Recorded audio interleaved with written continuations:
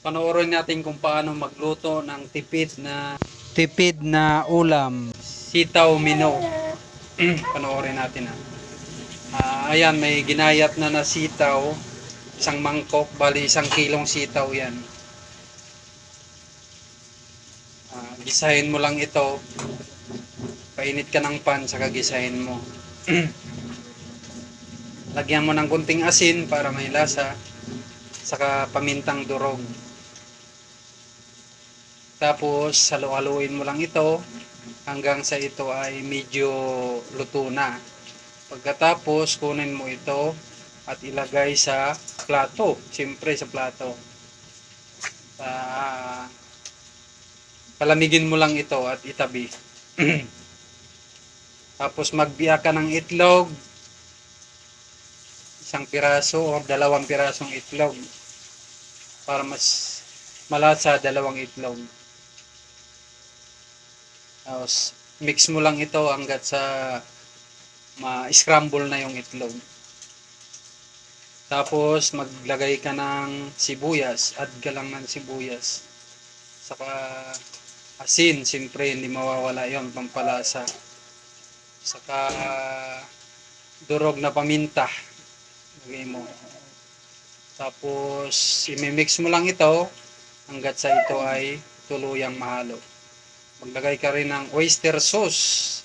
Siyempre, masarap yan, pampalasa yan, oyster sauce. Tandaan nyo lang ang sunod-sunod na menu na nilalagay para makuha nyo yung tamang proseso ng pagluto ng tipid ulam na sitaw.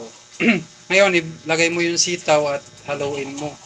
Imimix mo lang, saka maglagay ka ng harina. Ilagay mo lang yung harina, tapos haluin mo. Yan, halo-haluin mo lang yung harina. Harina, sitaw, saka yung ibang ingredients. Yan. Pag ganyan na yung texture, ay lagyan mo ng konting tubig. Yan, tapos haluin mo ulit.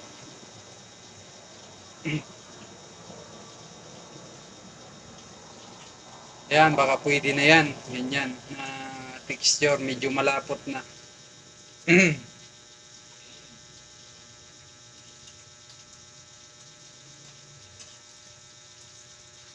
Tapos magantay ka lang, magpainit ka na ng kawali. Saka lagyan mo na ng mantika, siyempre. Tapos ito ay piprituhin mo lang, yan. Sa kunting-kunti lang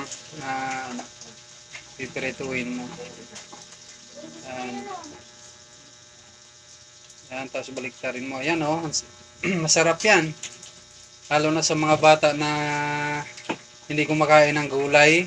Sa ganyan na paraan, kakain na sila kasi crispy yan eh. Parang nagprito ka rin ng manok niyan.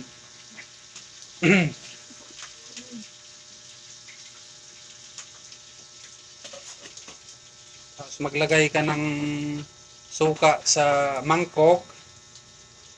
Saka haluan mo ng tubig. Saka sibuyas. Medyo marami-raming sibuyas.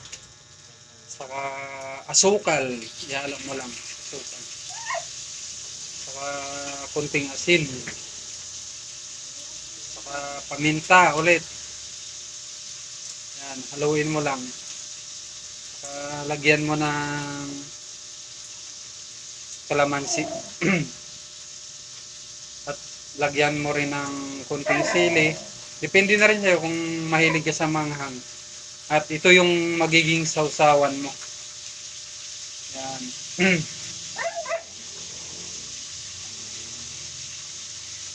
Ayan na. Pwede na yung sausawan. Lagyan mo ng konting sauce para maiba yung kulay. Ayan na. Ready na yung pritong sitaw with itlog. Yan ang mga idol. Sarap niyan, no? Texture pa lang, ang sarap. Lalo na pag sinawsaw mo yung sa suka na maraming sibuyas na manghang. Yan, ang sarap niyan mga idol. Yan. sigurado yung mga batang hindi mahilig sa gulay ay mapapakain nyo talaga sa ganyan. Yan lang ang ating content ngayong araw na to mga idol. Maraming salamat sa inyo.